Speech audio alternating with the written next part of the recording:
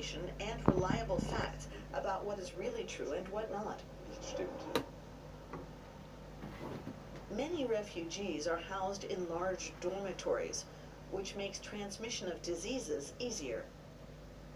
The doctor responsible for the refugees' medical treatment says the situation is under control. To begin with, we were very concerned. We were expecting about 30% to be positive. And then when the tests came back negative on a day-to-day basis, and there were only isolated cases, we got less and less worried by the day. This young man fled from Belarus and joined the large numbers of Ukrainians trying to escape the war. He has no qualms about getting vaccinated. I want to be vaccinated. Why not?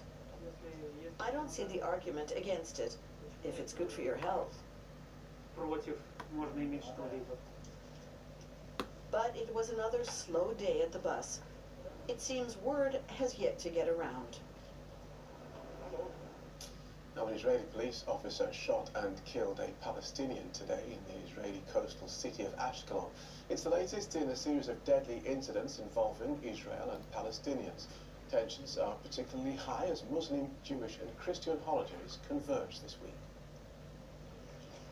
Fearing more bloodshed, Israel continues to ramp up its counter-terrorism efforts in the occupied West Bank. The situation in the region has been increasingly tense after Palestinian-launched attacks on Israel that left 14 Israelis dead in recent weeks. Within the same period, about the same number of Palestinians, including assailants, have also died. One of them was 17-year-old Mohammed Zakarni, who Israeli officials say was involved with his family in an exchange of gunfire with Israeli forces. Hundreds of Palestinians came to mourn him in the West Bank.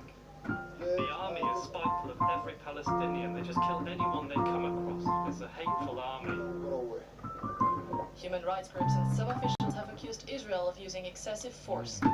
In some cases, they say the Israeli army has injured or killed people who were not involved in violence. All of this comes during the Muslim holy month of Ramadan, when tensions tend to run high. Last year, clashes during Ramadan led to 11 days of war in the Hamas-ruled Gaza Strip. This year, Ramadan coincides with Passover, a major holiday for Jews, which might add even more tension. This is DW News live from Berlin. Here's a reminder of our top story at this hour. Ukrainian officials fear tens of thousands of civilians in the port of Mariupol have been killed. Russian forces have been pounding the city for weeks and may be poised to take it. Up next here on DW, our Bundesliga football show at kickoff. I'll be back at the top of the hour with more world news. In the meantime, of course, there's always the website, dw.com, or the DW app. Have a good day.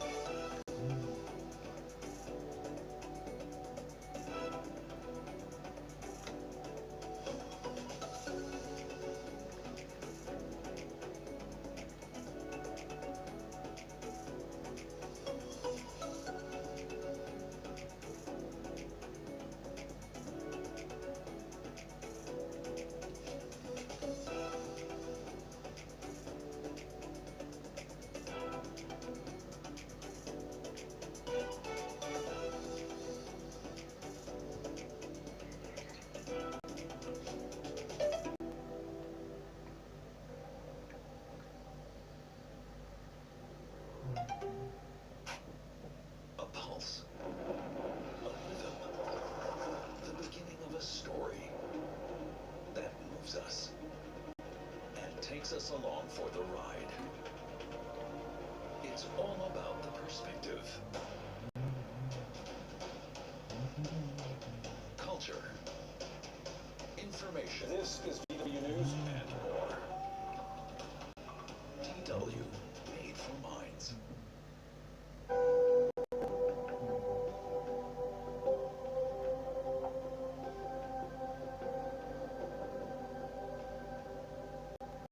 Sometimes a seed is all you need to allow big ideas to grow. We're bringing environmental conservation to life with learning packs by Global Ideas. We will show you how climate change and environmental conservation is taking shape around the world and how we can all make a difference. Knowledge grows through sharing. Download it now for free. How long does a moment last? Or an eternity? Time, it can be measured precisely, and yet each person experiences it differently. As if there are different forms of time.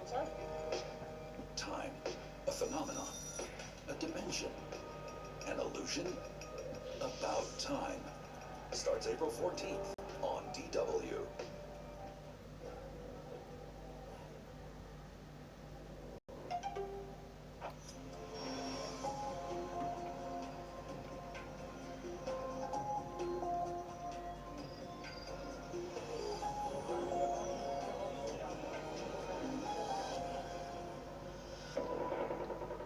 News of war, death, refugees, floods, forest fires, a climate emergency, the coronavirus pandemic. The onslaught never seems to end. How can we cope with it all? What gives us a boost amid one crisis after another? People from very different walks of life give us their answers. Welcome to Global 3000. The Welcome Center for Refugees at Berlin's Central Train Station. Since Russia's invasion of Ukraine, Sophie Rother has been organizing volunteers here. For 10 years, she's volunteered for Germany's War Graves Commission. The work here is tough, but her drive to help is stronger. Sometimes it can weigh on you. Sometimes you do take some of their stories home with you, and they stay with you for a while. Mostly I'm able to let go, but not always. There are counselors on hand for those providing help. Katharina Schritter is one of them. Her task is to listen. This assists those helping here to process what they've been confronted with. This is essential to prevent staff from being traumatized themselves. I often hear feelings of powerlessness. I want to take them all home with me. She's like my sister, or that child looked like my nephew. You can tell that links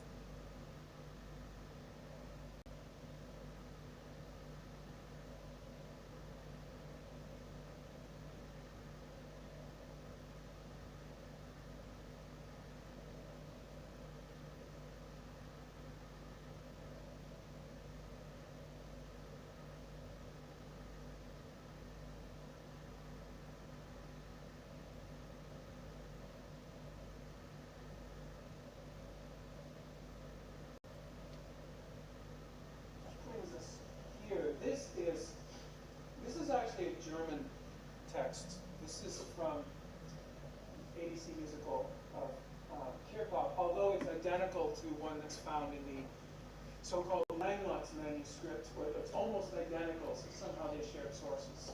This is a Parlamento fugue, okay? Now, if I want to, I could just read this and supply the sonorities required by the figures, and I would get an okay piece of music, okay? And the way it works is the first 3 bars, I don't do anything.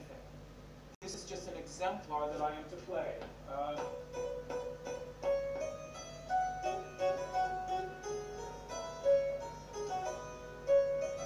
Now,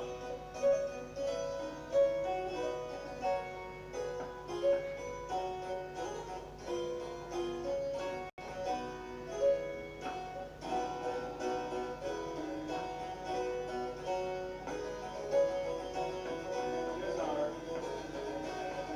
Sunday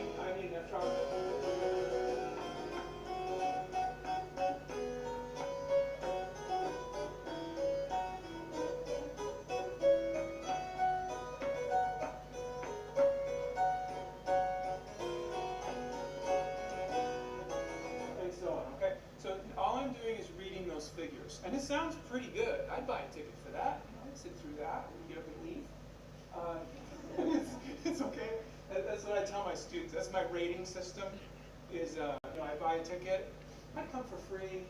I pay $5 not to hear this. There's a whole meter that I use. Anyway, I would at least sit through this for free and maybe pay $1 or $2. But there's more going on here in this, and exemplar first 3 bars. You see where it's only 2 voices, and then if you look at the middle line after the cadence there, again, only 2 voices. Those are exemplars, and you're supposed to use this counterpointing material subsequently during the figures. So what I learned from the first there is that this is not the subject. The subject is only, that's it. Because the answer now comes in immediately, okay? On 5. So every time I have that subject in C, I'm going to try to put in the answer on G.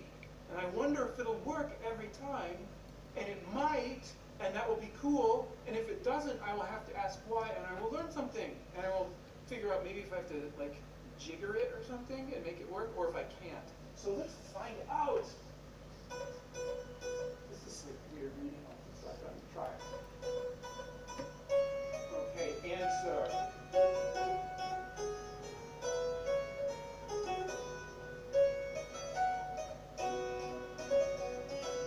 Now, I can do it up here.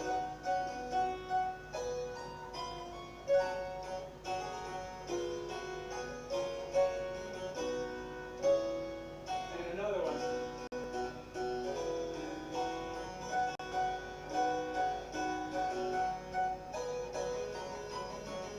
And now see it breaks off. I can't finish it, but I could use that.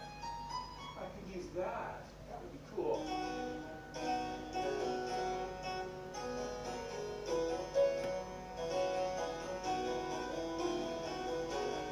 And so you hear how that'll fit? That's what he's trying to teach me to do. Okay? Weave stuff together. Boy, am I participating in the construction of music at this point. All right? It's very simple.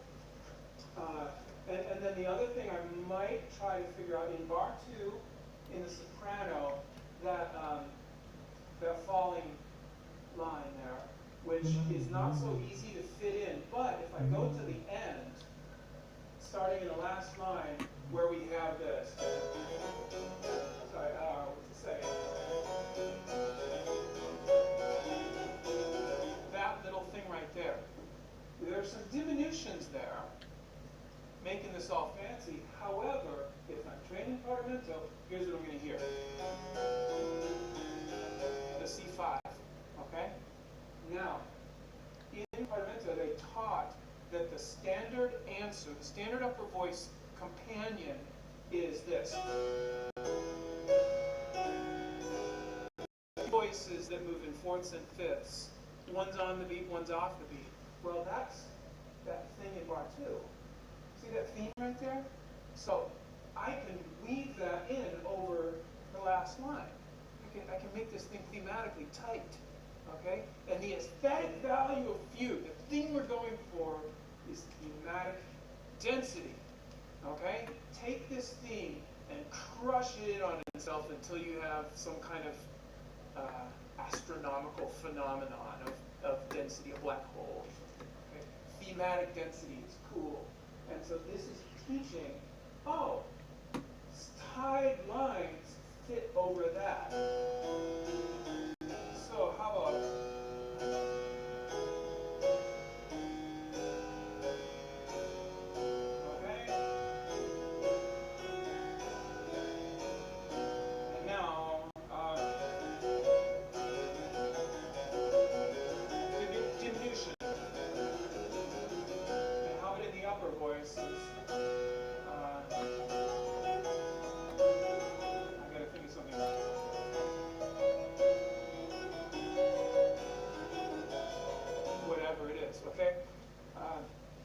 and by the way, these upper voices, because they're both falling by step, they can take the same diminution.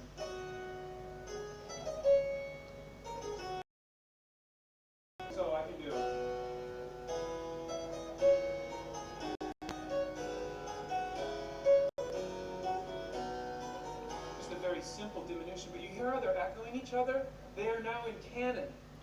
So I'm writing canon without taking the paperwork class, right? They learn all this stuff at the keyboard. Well, they did paperwork too, but you see how it actually happens at the keyboard. So let me just take a minute to show you some of the kind of problems and strategies in maybe more advanced playing, and then we'll do Q&A, okay?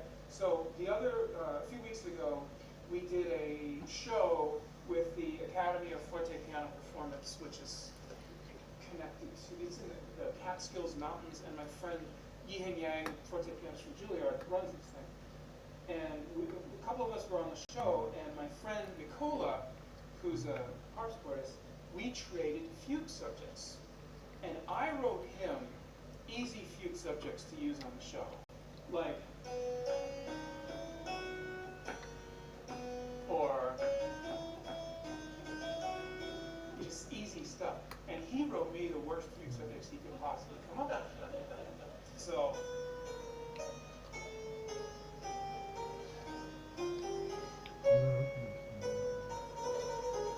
that's a Nicola Canzano fugue subject. What do you do if you have to improvise on this subject? Okay, how do you reverse engineer this? Well, first of all, you have to memorize the subject, and this takes me a long time because I'm a little slow, and I have to make sure I can play it in my right hand as an upper voice, and I can play it in my left hand as a bass, and that I have a major version. So major, minor, upper, low. Every theme has to automatically function in 4 ways. Then I have to make sure I know it in dominant, because it's going to be a fugue, so it has to answer in the dominant. And will it need to be altered in any way because of harmonic problems? Okay, so this is what I came up with.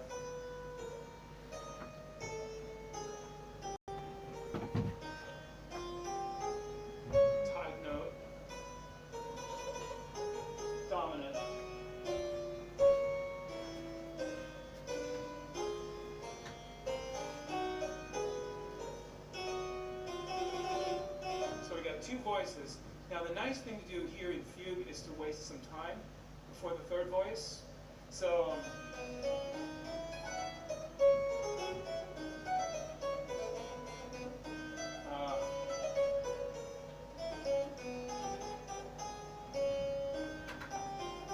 now we're about ready for a third voice, aren't we? Here it is.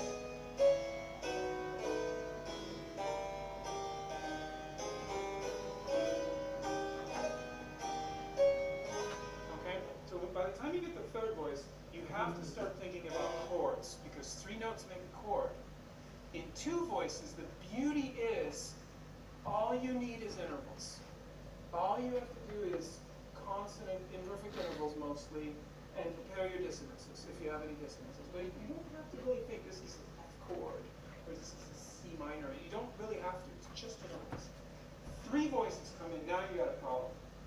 So I started looking, how does that function in A minor? Well, it doesn't, okay, because it's got this B flat, so you have to leave A minor. So how are we going to leave A minor? So here's one solution I came up with. And if anybody wants to just check this out, look, whatever, it's great. But I took a chord of the 6th, and I went to C major. Okay, so if I'm in C major, now B flat isn't so bad, and I go to F, and then thank you, Lord, for the diminished chord, because you can get anywhere. And now here's the tied note. There's my 4-2. Okay, and so there's a solution. And then major is more difficult. In the soprano, I like this. Love that. Okay, that's great. That really works. And by the way, from 1 to 5 in the bass,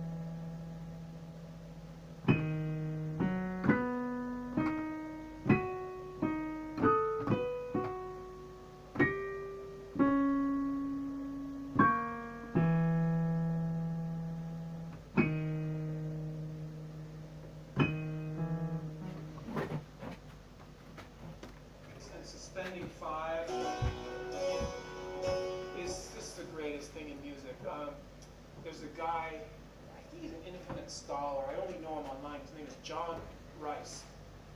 And Dr. Rice wrote a paper on this rising fifths. What happens when you have rising fifths in the bass?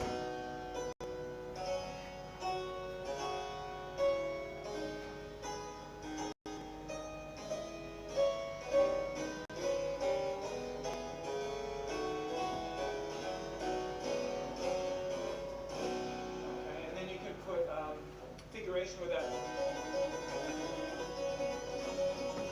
I lost where I was. C major.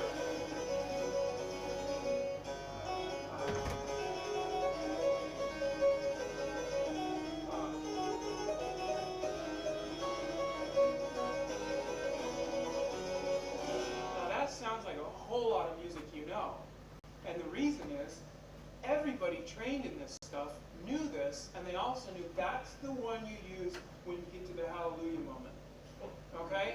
That's the one when you want to like let it off the chain. So if you go through Mozart piano concertos, the exposition, tonic, dominant, tonic, dominant, modulate, tonic, tonic, dominant, tonic, back to the home key. Da, da, da, da, da, da, da. It's just very sing-songy. And then you get to the development and it starts to churn, and then eventually he'll unleash one of these, like a big C5, or this one is known as Mozart's rising fifths, and they reserve these for the great moments, okay? So you can hear the sublime. So anyway, I can't remember why I was like, oh yeah, and they reserve these for the great moments, okay? So you can hear the sublime. So anyway, I can't remember why I was like, oh yeah, the harmonization in the fugue. That works, and then from there you got to go diminish.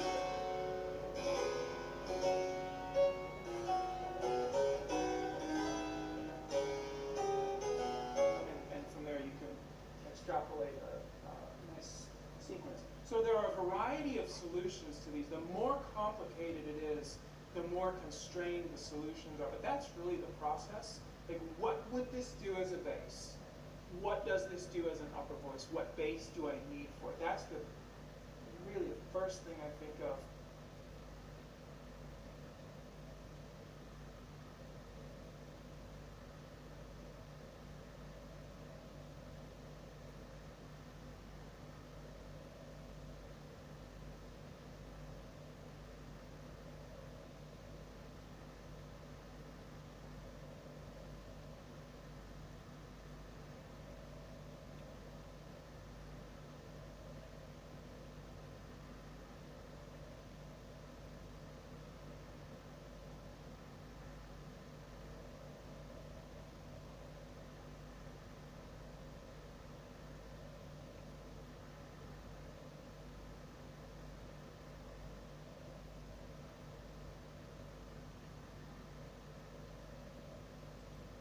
Welcome back, boys and girls. So previously I mentioned a story that I found on Sputnik about the Dutch party Voor Democratie, for democracy, who refused to listen to Zelensky when he addressed the Dutch parliament, and enough people commented.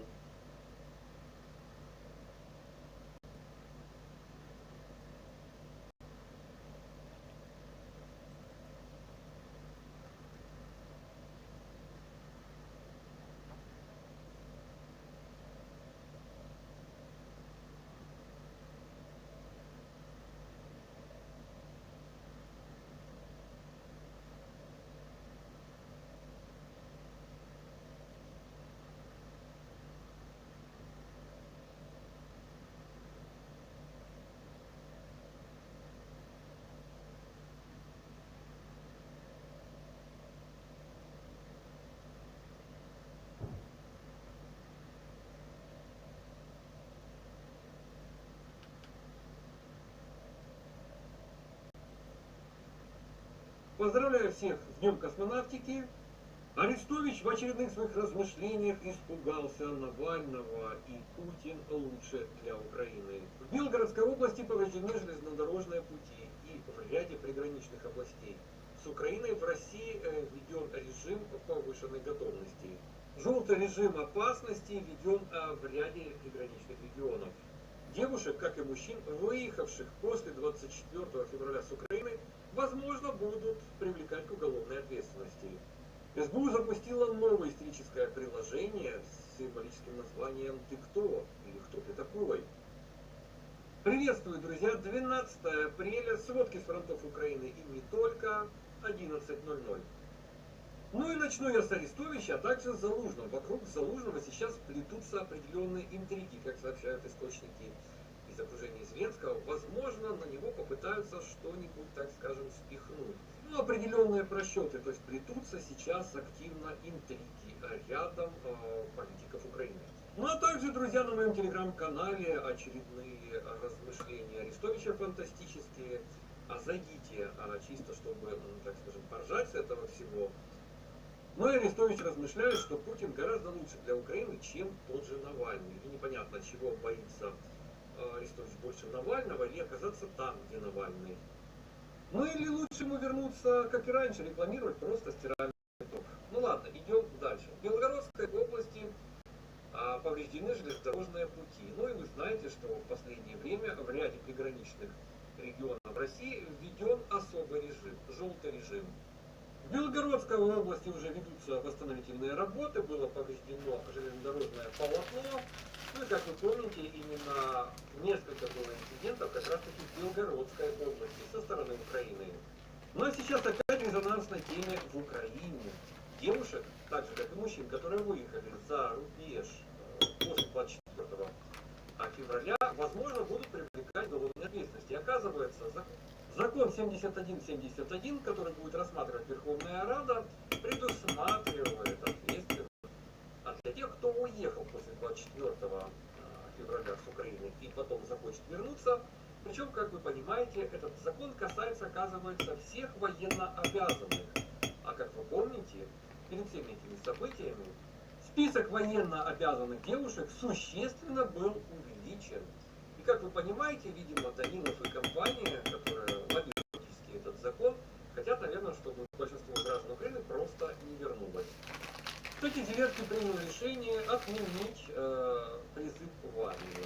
Ну, это не удивительно, потому что на самом деле отменена и демобилизация, но и одновременно, как вы знаете, запущена третья волна мобилизации. Цифры сейчас на то, чтобы уехать с Украины, доходят до 10 000 долларов, чтобы через границу перейти. И, кстати, пограничников, которые в этом помогают, тоже будут привлекать к ответственности, если поймают. Ну а смысл привлекать людей, которые не готовы в армию для Зеленского, сложно понять, потому что, с одной стороны, люди действительно не готовы к определенным действиям, и в случае чего, конечно же, могут сдаться. Действительно, как сообщают с мест, боеспособные части практически все находятся на Донецко-Луганском направлении.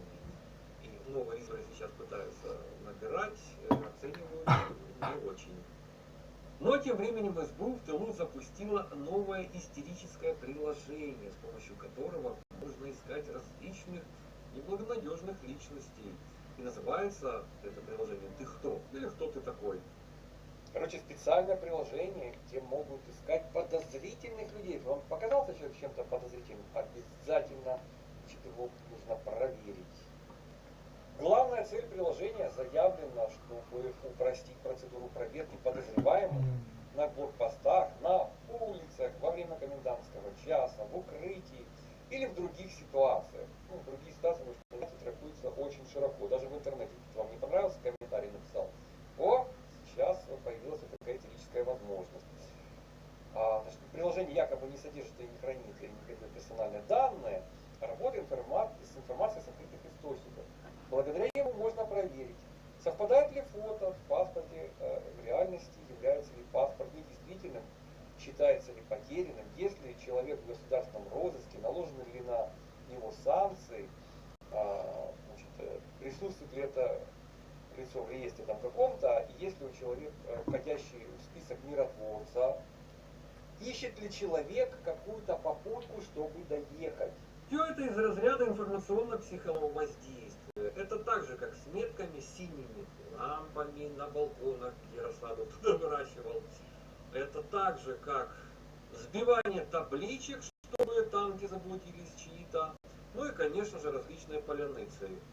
Что это значит? Это значит, что если у человека какой-то просроченный паспорт, к примеру, или же что-то там не понравилось, или же опять искал попутку в интернете, чтобы доехать, или просто показался подозрительным, и не дай бог, чтобы он состоял где-то на сайте миротворцев, которые носили всех, кого не попадя. А что делают с людьми в СБУ, прекрасно, я думаю, многим понятно, особенно по отзывам, кто оттуда сумел, как говорится, выйти. По факту это построение, дальнейшее построение диктатуры, ну и, конечно же, разгон информационно-психологической истерии, чтобы люди не расслаблялись. Друзья, обязательно подписываемся на мой телеграм-канал и Яндекс.Дзен, сами понимаете, сейчас разбил свободу слова и демократии. У меня пока все, дальше будет.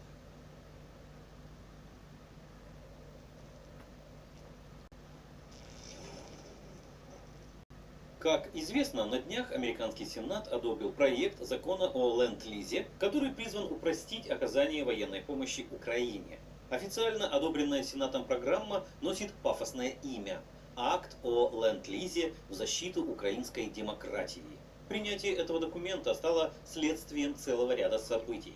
Прежде всего, это отвод российских войск с северного крыла конфликта, что было воспринято Западом и Украиной как локальная победа, позволяющая надеяться на большую перемогу. Западная публика всерьез верит, что российские подразделения отступили под ударами ВСУ и теробороны.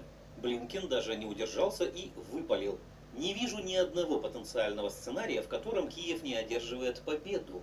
Ну, раз Киев неизбежно победит, то неплохо бы к этой самой победе приложить руку, то есть заработать». Как известно, именно американские оружейные компании сейчас на подъеме и едва успевают собирать для Киева джавелины, стингеры и прочую технику. В то же время реальное соотношение сил и промышленного потенциала не дает Украине ни единого шанса на полях сражений с Россией. Здесь заявление Блинкена выглядит не более чем подбадриванием идущего на казнь негодяя. Поэтому ленд-лиз – это лишь новая санкция против России, а не реальная помощь Украине.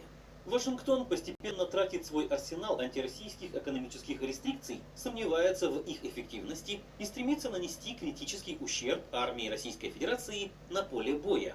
Отсюда и 10 противотанковых систем на каждый российский танк. Неказистые броневики из Австралии, тоже помощь ВСУ. Отличным поводом для ленд-лиза стала провокация в Буче.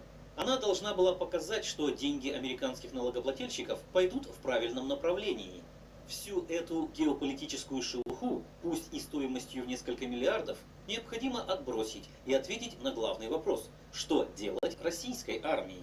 Рассмотрим вариант затягивания конфликта на несколько месяцев, потому что на краткосрочную спецоперацию никакой ленд-лиз не способен оказать значимого влияния. Прежде всего необходимо понимать, что одновременно с программой ленд-лиза в Европе появятся школы для переобучения военных под натовскую технику. Прецедент уже есть. США вывезли из Украины десяток бойцов, натаскивали их на использование дронов камикадзе Switchblade. В начале апреля, по данным Пентагона, они вернулись обратно. Пока в зону спецоперации поставляется техника, знакомая ВСУ. Танки Т-72, С-300 и БМП-1. Тяжелое вооружение из советского прошлого Восточной Европы когда-нибудь закончится. И авторам ленд-лиза придется поставлять то, что есть в запасниках. Немцы уже все лишнее из арсеналов Бундесвера выгребли. Обучение украинских экипажей пользованию любой бронетанковой техникой НАТО потребует не меньше года. И это по ускоренной программе. В том, получится ли научить украинских пилотов воевать на F-15 и F-16, есть большие сомнения. Даже если пару десятков выживших летчиков освоят самолеты, останется проблема инфраструктуры. Аэропорты с обслуживающей техникой стандартов НАТО на территории Украины очень уязвимы для воздушных ударов. А использовать аэродромы Европы очень рискованно. Россия может за такое и ядерными боеголовками одарить. Решатся ли США на поставки собственной статусной техники, тех же Абрамс или реактивной артиллерии М-270? С другой стороны, они вполне могут усилить наступательный потенциал ВСУ, а с другой – подорвать имидж американского оружия на мировых рынках.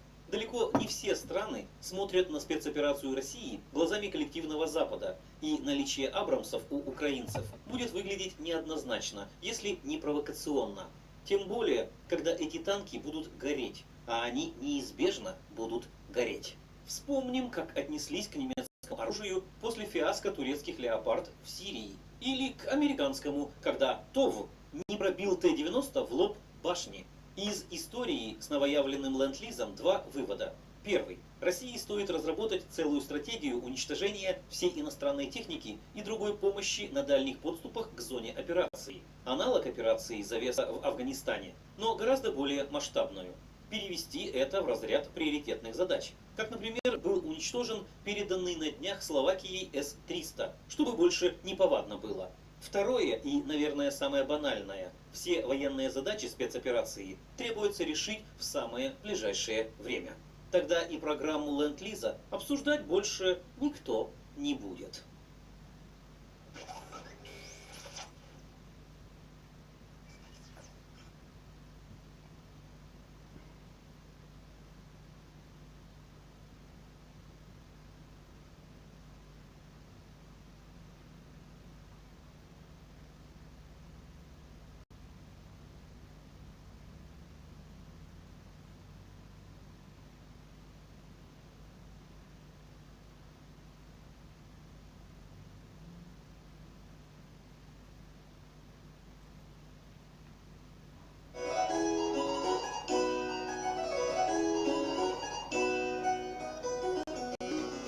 I wrote that myself because I thought, is that a mistake? It doesn't have a feeling like it adds up to anything like in Bach. So not too long ago, I was practicing on a public piano, as us pianists end up having to do from time to time, and I was playing some Scarlatti, and this lady comes up to me and she says, you know, I just love Bach. So I just nodded and I said, yes, thank you, or not thank you. My first reaction was, isn't it so obvious that these two composers are so different? So for a bit more context, Johann Sebastian Bach is one of the most famous composers from the Baroque period, arguably of all time, and Domenico Scarlatti is another famous composer from the same exact time period. When I think of Bach's music, it has a reverent quality, where each line carries a weight and significance. The music moves in a way that is never static and constantly searching for a new direction. Scarlatti's music, on the other hand, has a very different set of virtues, many of them immediately distinguishable in my opinion. He has a lot of hand crossing, he has repeated figures, and in general, his demeanor is a lot lighter and playful, buoyant. But as distinguishable as they are from each other, there are definitely overlaps.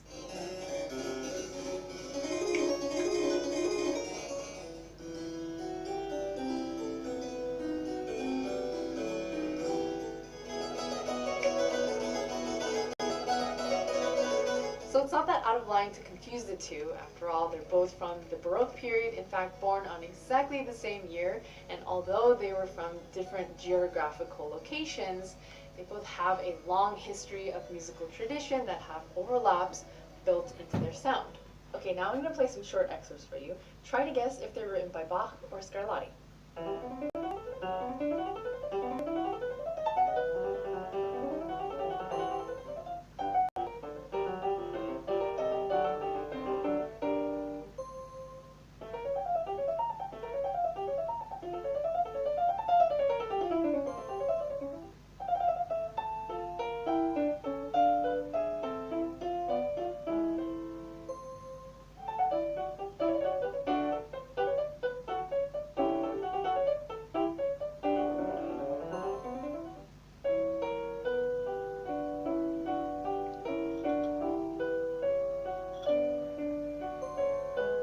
So of course, all of these excerpts were really short. If they were longer, some of these answers would be much more obvious. Now what's for sure is that Bach and Scarlatti use similar building blocks in their music. And because of this, I think a fun way to just dive into this comparison might be to take some music by Scarlatti and